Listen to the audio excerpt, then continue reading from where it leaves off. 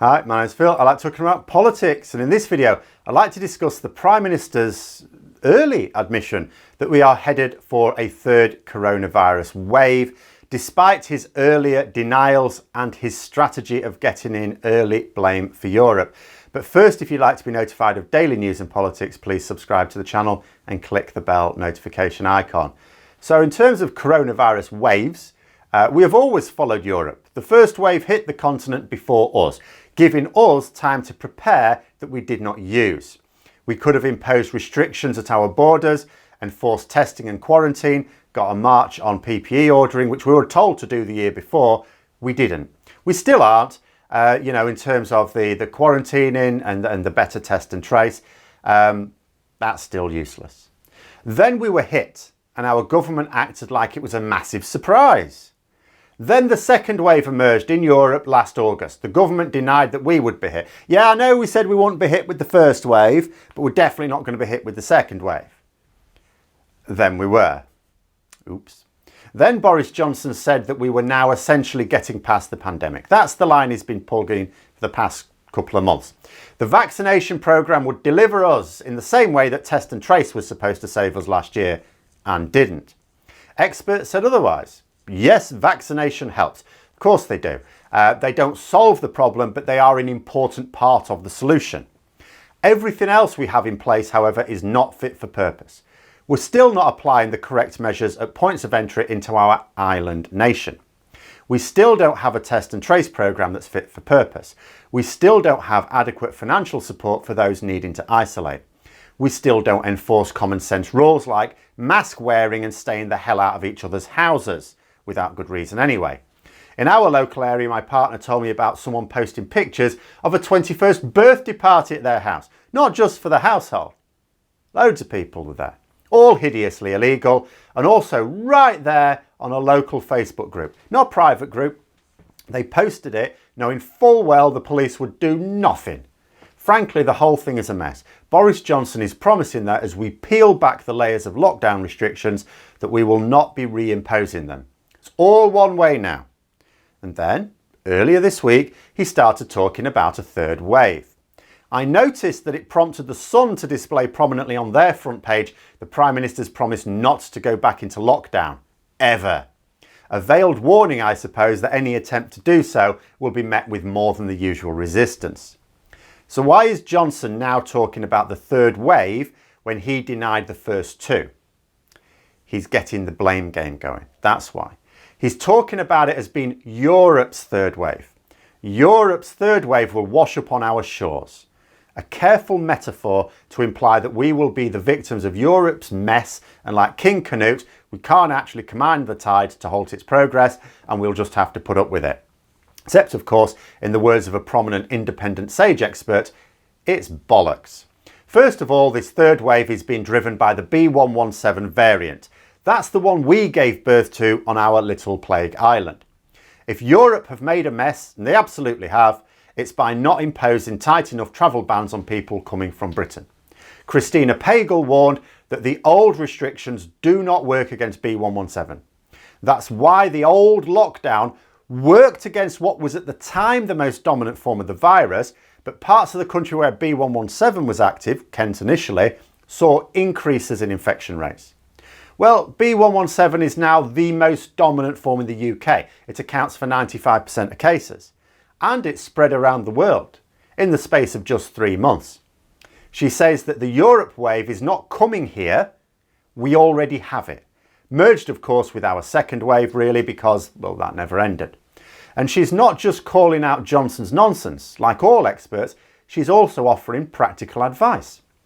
Impose quarantine on new arrivals. We're not doing.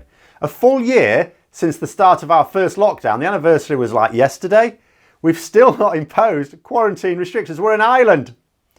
We've occasionally applied a token effort. Some people may think, right, I've heard in the news that we're doing this.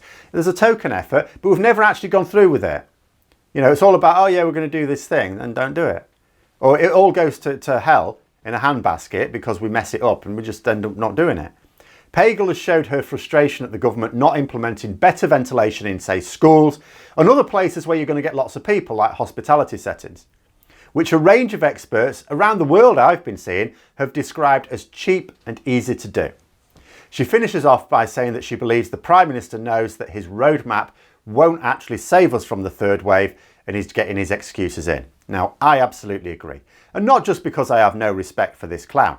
His statement this week was a distinct break from his usual way of treating the pandemic. Throughout the coronavirus emergency, Johnson's response has been to deny the problems right up until it becomes not so much a problem as a catastrophe. He denied both of the first two waves. When they hit, he denied that we'd have to go into lockdown. He has consistently denied the truth. We're not talking about predictions that may or may not come true. When experts have said this is definitely going to happen, he still denied it until it became too huge to hide under the carpet. This is different. He's now warning about a predicted event, not one that's undeniable, a predicted event before it happens. This is essentially new policy. It's not because he's learning to take responsibility, because although he's articulating a prediction, he's blaming others for it.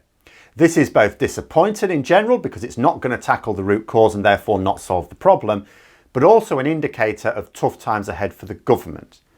Now, I don't know how many times I've said it, but the government are right now looking good because things seem to be going our way with the pandemic. And the media love the fact that the lockdown's being eased back, the vaccination's going up. They can do what they love to do to the people and tell them that everything's marvellous here and everything's terrible everywhere else in the world. They're loving it. Thanks to a complicit media, Johnson has convinced people that we're coming to the end of the pandemic. He's also convinced people that leaving the EU allowed us to steal a march on the vaccination programme, thereby dampening criticism of all the downsides to it. It's not true, of course, but the current lies about the vaccinations are not going to be exposed, ever, quite frankly. It's too deeply entrenched, and quite frankly, for those who'd wish to counter those lies, it's really not worth the effort. But the vaccine is not going to grant the immortality that it is promised. It doesn't make you immune to infection. It just massively improves your chances of not becoming ill with COVID. You can still become ill and even die from COVID.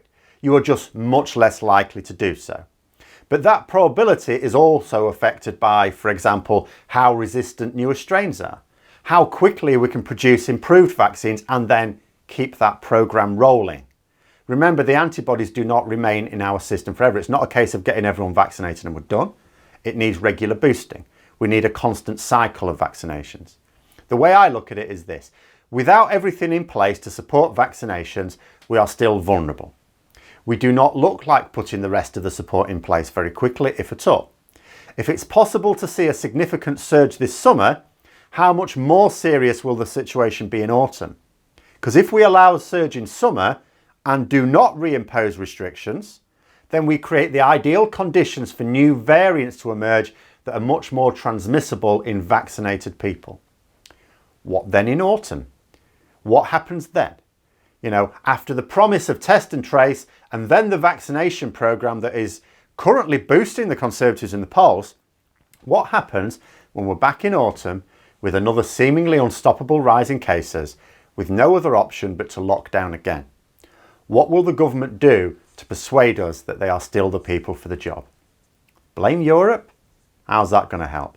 I've said it before, blaming other people works very well for the Conservatives, but ultimately, when people need a solution, when people's lives are so badly affected they don't care whose fault it is, they just want a solution, they're not interested in a blame game. But those are my thoughts. Let me know yours in the comments below. Hope you found the video interesting. If you did, don't forget to click the like button. And if you'd like to support the channel further, please also click the Patreon link for details. And until next time, I'll see you later.